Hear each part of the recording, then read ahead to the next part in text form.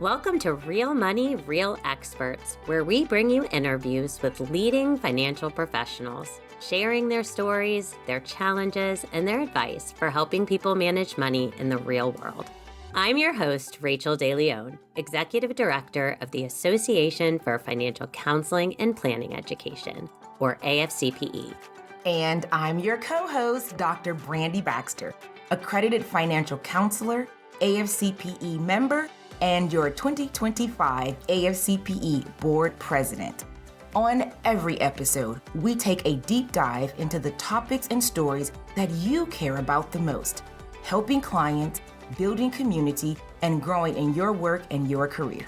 Today's guest is Justin Chastain, an experienced financial planner who empowers business owners and families to achieve financial freedom and peace of mind through personalized planning and strategic wealth management. Welcome to the show, Justin. Glad to be here. And Brandy and Rachel, I listen to you guys so much. I'm excited to finally get to be a guest. Let's just start from the beginning. Tell us a little bit about your journey into the financial planning space. You are a financial planner, but you hold both the CFP and the AFC. How did you get started in this field? As we like to say, sometimes we can get more degrees than a thermometer. But the reality of it is that, my journey was long because, as I briefly mentioned, and I think some people know about me, how I got into this field completely from ground zero is my mother passed away early on in life.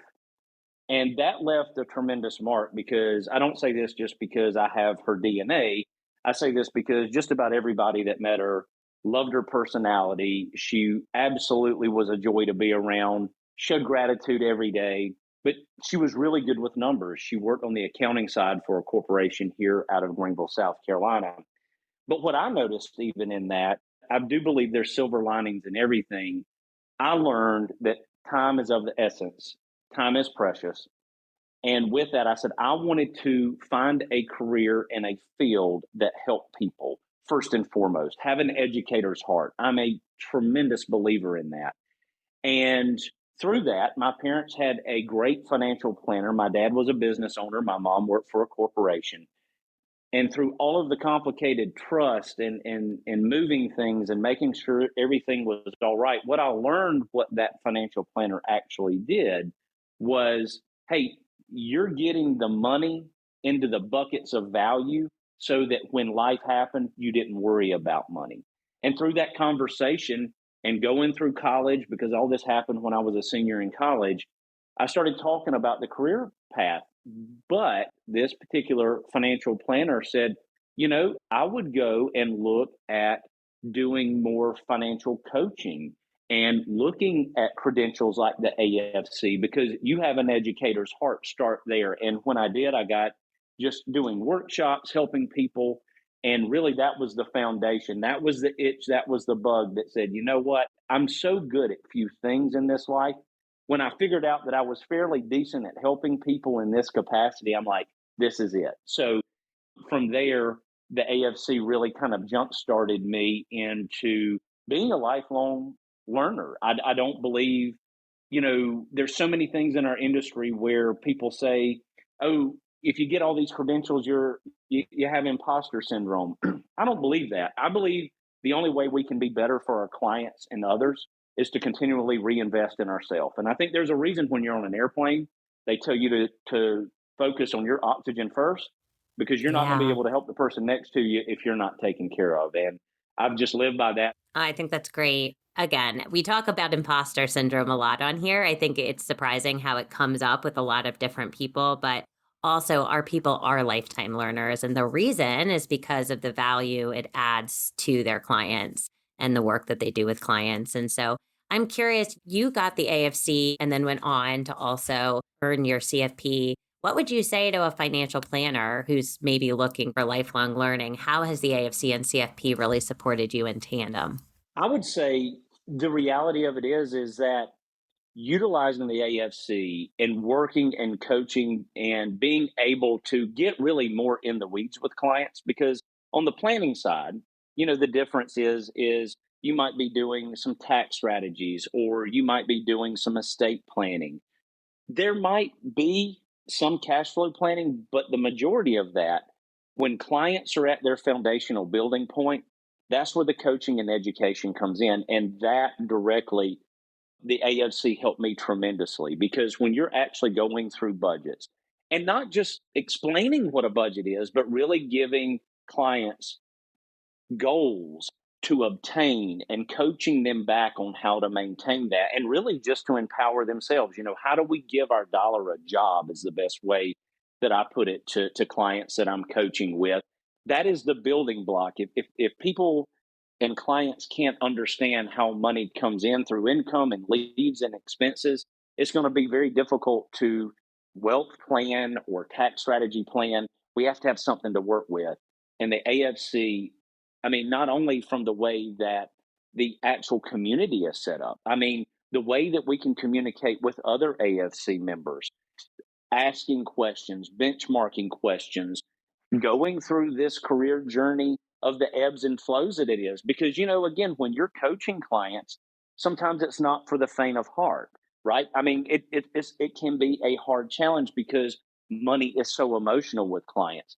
But I think the community that the AFC has tremendously impacts and empowers the AFC coach. But also, in order to do that, we get that empowerment from our community and we give that back to the clients. And I think that's one of the things that does a tremendous job. And you saying, hey, I need to go on and do continual learning through our CE credits and just the symposiums that we have. Tremendous value add in lifelong learning. Wow. Justin, that was a great connection between the value of having the AFC and coupling it with your CFP. And I love how you zeroed in on community. One of the things that our community is big on is supporting our clients in making financial decisions, informed financial decisions. And you were sharing this story about how the financial planner who worked with your parents helped them, and I believe you used the phrase, to have these buckets of value of what was important to them so that they could, pour into these buckets and ultimately make decisions based on their values. Share with our audience how you help your clients with these buckets of values and how to make financial decisions. When I meet with a client, first and foremost, I want to establish a relationship. I don't look at any client as a dollar sign or and I've even had certain clients where they'll come in and say, hey, do you have certain thresholds of income or money that I have to bring in? And the reality of it is no. And what we're really truly looking for is, can we help these clients on a much bigger level? Because I want to understand what a, a retirement in an ideal world looks like to them. I want to know what their life looks like if they're building a business, what their family looks like. Because here's the reality: as a planner or even as a financial coach, it's hard for me to direct any type of goals if there's not an emotional connection to it. It's interesting. I look at gyms, they're packed right now. Everybody is gung ho set on 2025 right now. But as we get further into 2025, right, we don't care how we look in a bathing suit in March like we thought we would.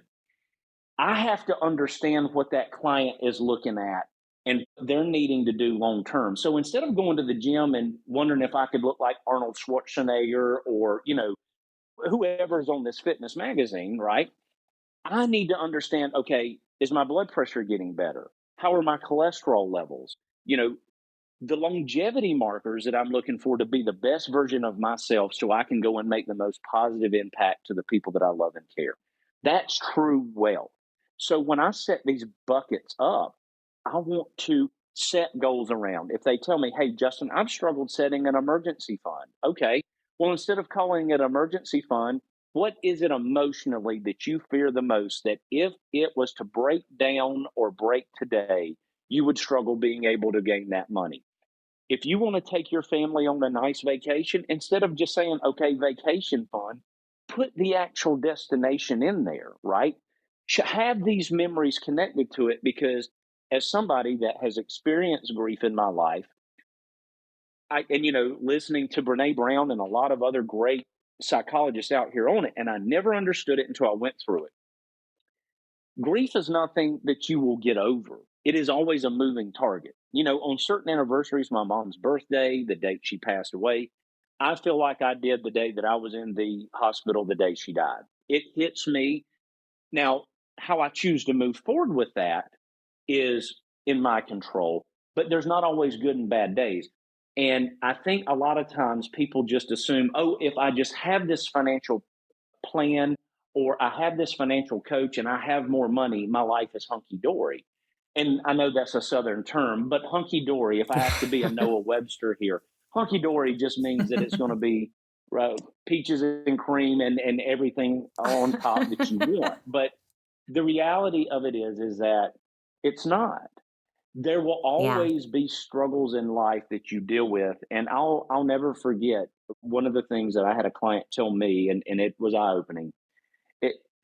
They had come into a lot of money due to somebody passing away, and they just said, "Man, I thought this would have solved a lot of my problems.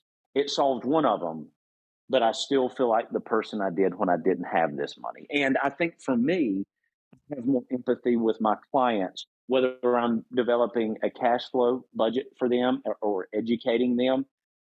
And on the planning side, knowing that whether they have a lot of money or a little money or somewhere in between, we're all human and we have those human elements. And we need to make sure that we're setting goals that are centered around values and what motivates that client. Because if it's just an objective number, yeah, that's our job to be objective, but it's not really motivating. And I think that's one of the things of empath that I have again, and I credit my mom. And I say this, either my mom was really brilliant or she was a really good plagiarizer, right? But at this point, it doesn't make any difference. But she used to tell me this, and it makes so much more sense to me now than it did when I was in my late 20s or early 20s. And she would say, Justin, wake up and show gratitude every day to your clients and also just for your feet hitting the ground. And I've always said this, if the best part of waking up is Folgers in your cup, I don't think you're going to have a very good day. That's just me. When I wake up, the best part of my day is knowing my eyes opened, right? So, and my feet hitting the ground. But with all that, she said, by showing gratitude, you stay and remain a lifelong learner. And she told me, she said, you could not go and grab coffee with Jeff Bezos and just think that you could become a billionaire because Jeff Bezos had a lot of luck along the way. He had hard work, but he had a lot of luck. And she said, you can't look at that man or woman that's begging on the street corner or maybe homeless and go out and have lunch with them and assume they did everything wrong. Sometimes they had misfortunes. But if you could be the guiding light and show gratitude and just realize helping your fellow human, that's the key to empathy. And I tell you, even though my mom's body's not physically here, she's with me every single day with every client that I come in contact with. That is truly the embodiment of the spirit that I feel that the AFC represents really well. And it has made me stronger in my career. From values to gratitude, so powerful. And I think as financial professionals, these are really good messages that we should hold on to and to remind us when we're approaching our work. And so you did talk about working with businesses and working with families. And it made me think, so much of what we see in media nowadays, and especially with social media, everyone's trying to build a brand and they're trying to have a brand message.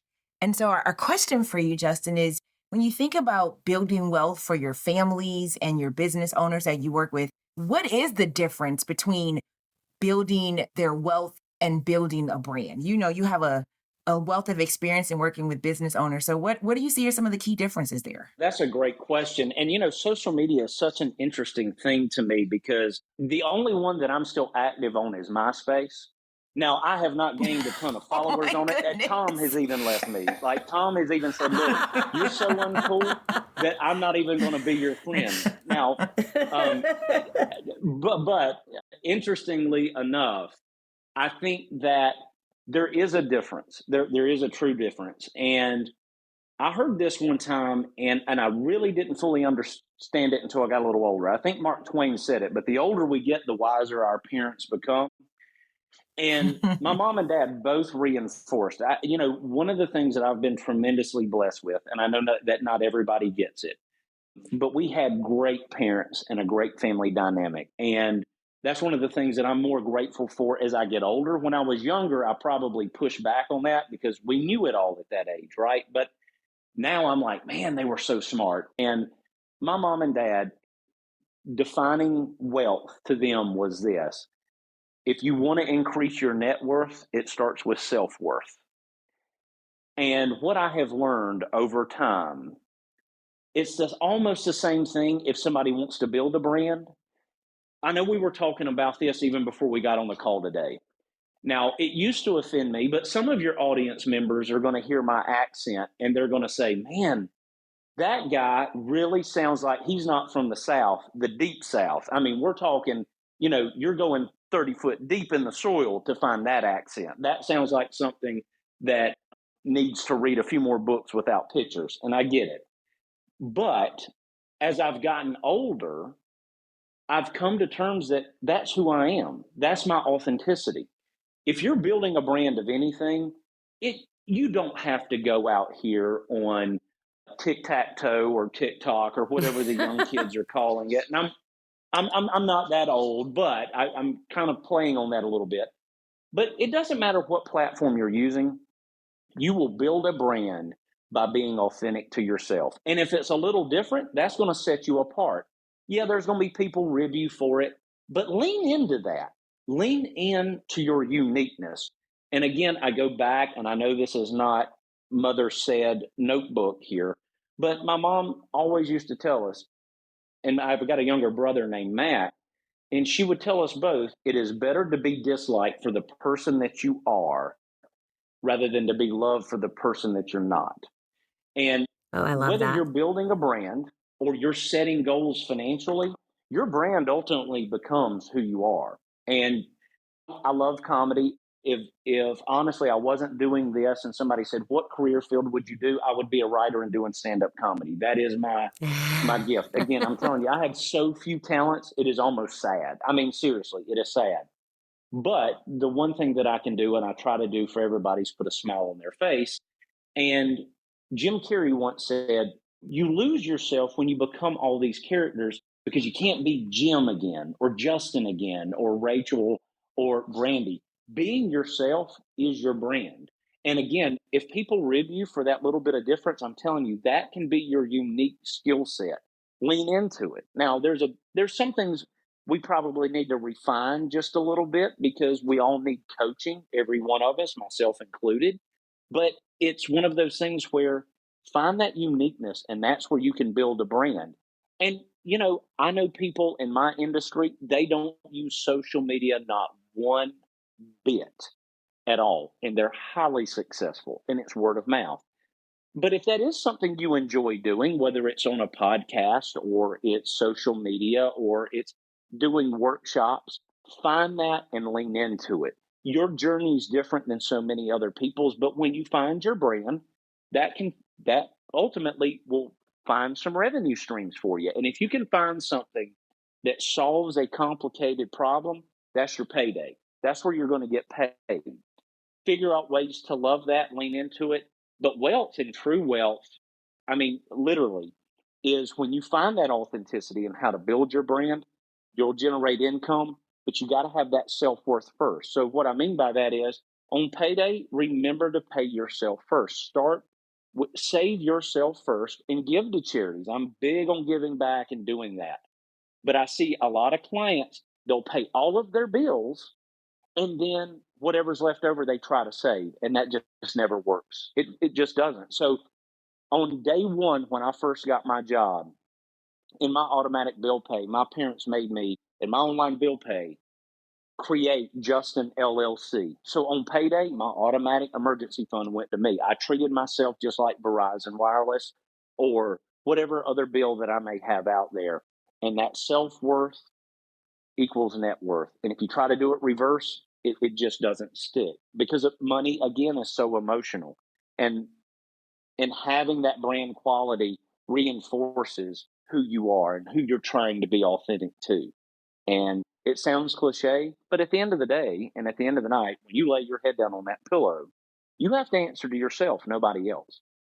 And there might be bosses, there might be other people, but if you lose your sense of self, it's very difficult to stay on track for any financial goals, mental health goals, or physical goals. That's super powerful. And I think there's oftentimes when you're starting out and you're building a business and you're seeing all the things around you, you feel like you have to plug into that path and do things the way you've seen them charted before. And there's so much real value. And you're going to stick with something and find joy in that work if you do it in the way that brings you joy and aligns with your values. So I really love that. And I would add just one other thing I would say to that.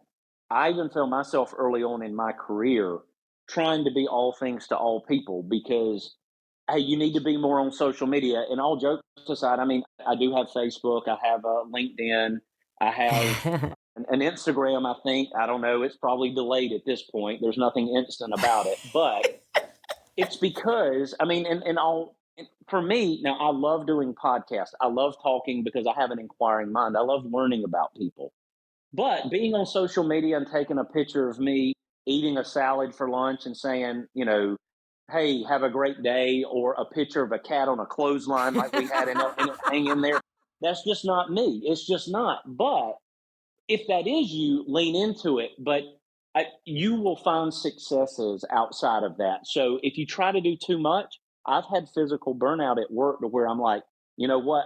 I'm almost not enjoying what I'm doing because I'm trying to do too much. It's okay to be intentional with what you're doing and making sure that intention aligns with that authenticity. That would be some recommendations I would have anybody early on in their career. All right, kind of leaning into this entrepreneurship questioning, a lot of the people that listen to our podcast are starting to bridge into private practice. And personally, I am married to an entrepreneur who owns a small business. And I'm just curious, a lot of times when we're business builders, we're looking at ways to build wealth. What is the difference between someone who's building wealth for their family versus building wealth for their business? What I would tell anybody that is looking to go, and I feel like, and I don't have the data on this at all, but especially when COVID was coming around, everybody wanted to be quote unquote an entrepreneur. But before that, it was like, no, everybody go work W-2, get your benefits, etc. What I would tell anybody, owning your own business and being an entrepreneur is exciting. It does come with a level of perks. But if you think that it's going to be easy just because you're good at something, I would get a second opinion, right? I mean, I'm not saying that whoever told you that didn't do it, but a lot of times we look at people that's owned their own business and they've owned it for 20 years, and you're like, oh, because they're doing it like this now, that's what I want now. Well, it didn't happen for them overnight. Being an entrepreneur is not a 9 to 5 job. It's just not. There's going to be a lot of long hours. I will tell you, there will be a lot of, even for somebody like me who doesn't cry a lot, I think I probably cried more in the first year of running my own practice, being on my own, and only because you're learning, right? Like, you are learning and you have to give yourself that grace. But when you're building wealth for a business, this is what I tell everybody. If you want to grow it, and let's just say your business, like you want to have employees, you better be the kind of person that's okay with eating last at the lunch table because everybody else's payroll has to be paid before you get paid. All your employees come before you, retirement benefits, and adding that. But what I would say is if you're building wealth of any kind, you have to give yourself time. It's not going to happen overnight. So you've got to think long term. So if you're thinking about running a business and you're in a W-2 situation now, I would encourage you to have an emergency fund of at least 4 to 5 years because you're going to need that grace to actually feel like, okay, I'm making it. But building wealth as a business owner and to lay it out in just easy pick variables, the first thing I would do is get some mentors around you, either people that are running their own business or people that, and it doesn't have to be the same industry, but listen to those mentors. How did they do it? How did they grow? Did growth always equate to more profitability? The second thing, start small and learn fast. There used to be an old expression, start small and fail fast. There's no such thing as failure until you truly give up. But the third piece of advice I would give you on building that wealth is learn to pivot. Don't be so stuck in your ways that you think you know everything. There are business plans that you think you're going to do, and guess what? That business evolves into something else in a year's time. Give yourself that grace to make sure that you can do that. If you allow yourself to do those three things, around that third or fourth year, that income should be coming in at a certain level to where you are making over and above probably what you ever thought you could as a W 2 employee. And that's where we can start setting things up for wealth and the transfer of wealth. But the foundations are still the same. On the individual side, I would encourage people to do the same thing. Find mentors, find communities where people are doing planning, saving, etc., on things that you want to try to do. The community involvement piece, not only just from sticking to goals is helpful, but also on a mental health aspect. When you're not in maybe the best of modes or places, that group can help you out.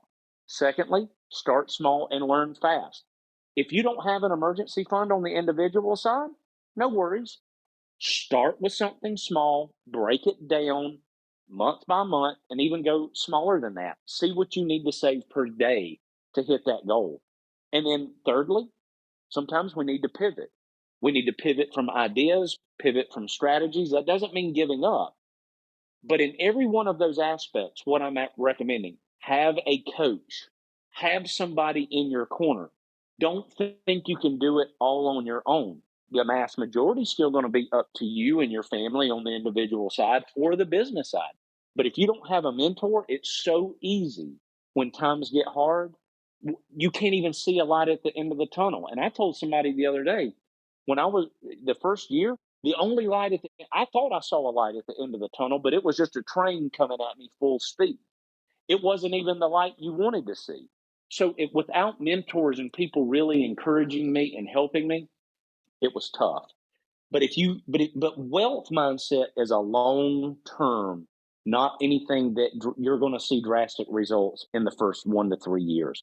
Wealth is literally driven out 5 years plus and beyond. And if you give up before that, wealth creation is difficult to actually accomplish. So have a long term mindset with that.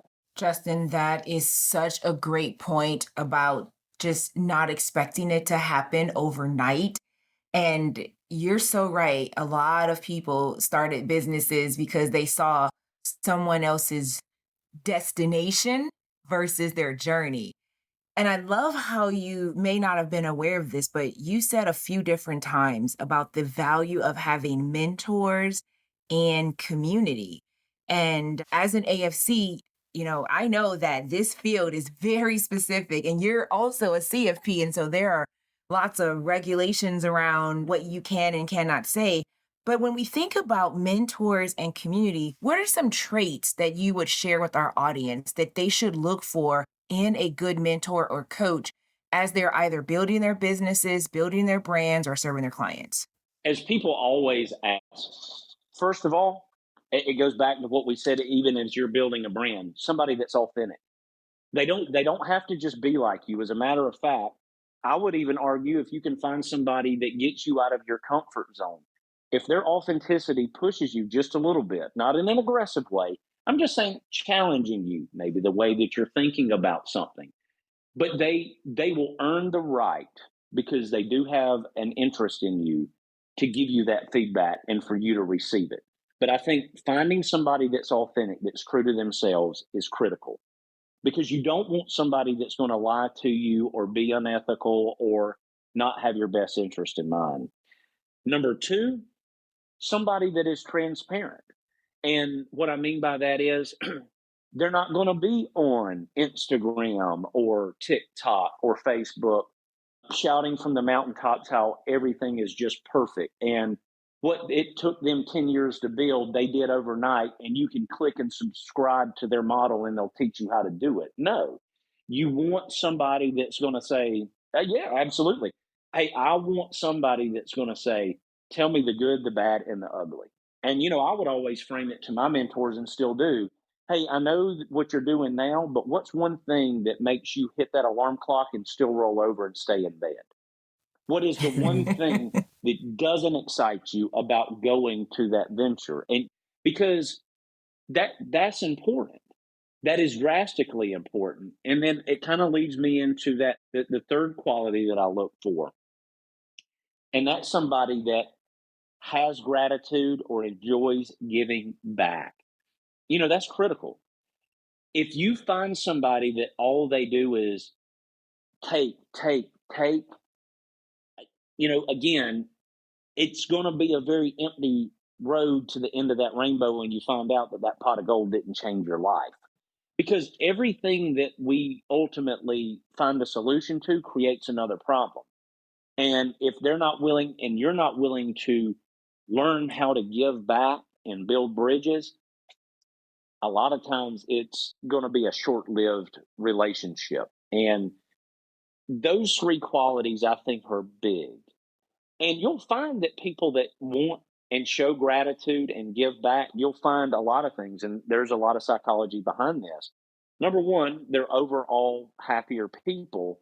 But then number two, you'll find that there's not really a destination to what they're doing because they just enjoy helping people. And if you don't have that last piece, I don't know how effective of a mentor you're going to be anyway, because that's really what mentorship is about. It's about we versus me. And again, I see this a lot, even when we do exit strategies for business owners. There's some people, when they sell their business, they think that's the happiest day of their life. And then, you know what, they're calling us back 2 months later. Hey, do you know anybody that's hiring part-time?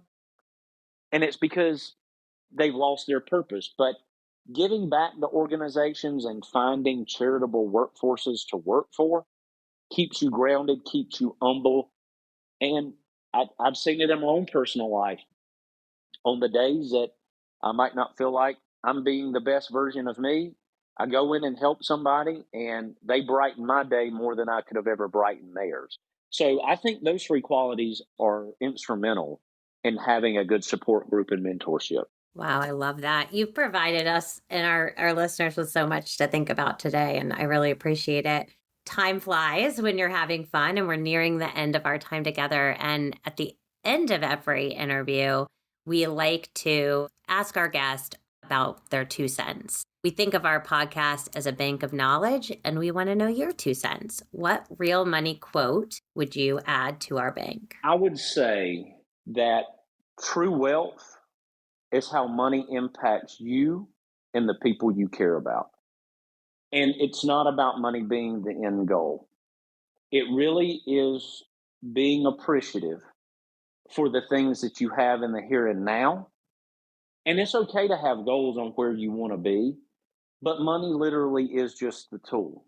Don't forget relationship. Life is too short to only worry about money. And again, I think when we boil it back and we peel the peel away from the onion, it's not that it's money.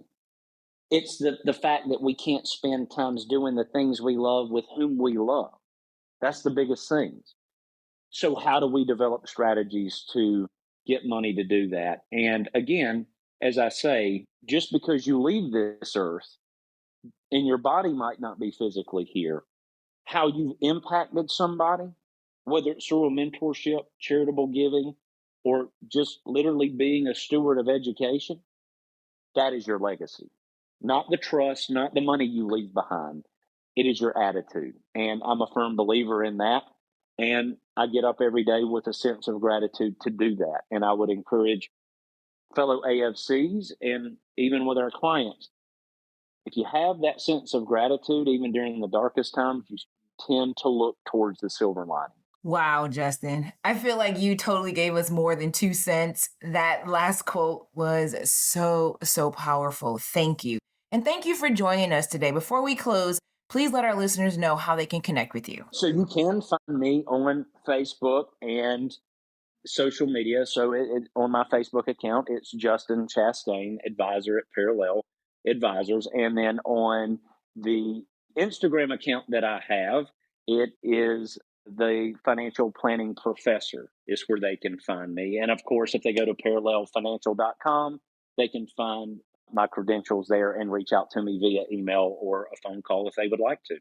You're not going to give your MySpace? They can have it, but all jokes aside, I think Tom kicked me off. When your only friend on MySpace is leaving you, you kind of get a little discouraged. I love it. Well, thank you so much, Justin. This was such a pleasure. It was great chatting with you today. Likewise, I've had a blast. Rachel, it was so great talking with Justin today. He shared so many nuggets about value buckets and the importance of community and good mentors and coaches. I mean, when he was talking about the value of the AFC community, I was nodding my head over here like a bobblehead because I so agree that has really been, even for my own career, it has been such a value add. So I was just really grateful to hear him talk about that. And his story was so powerful. I think one of the coolest things about interviewing people on this show is hearing their journey into the space. And Justin's, like, his origin story and sort of that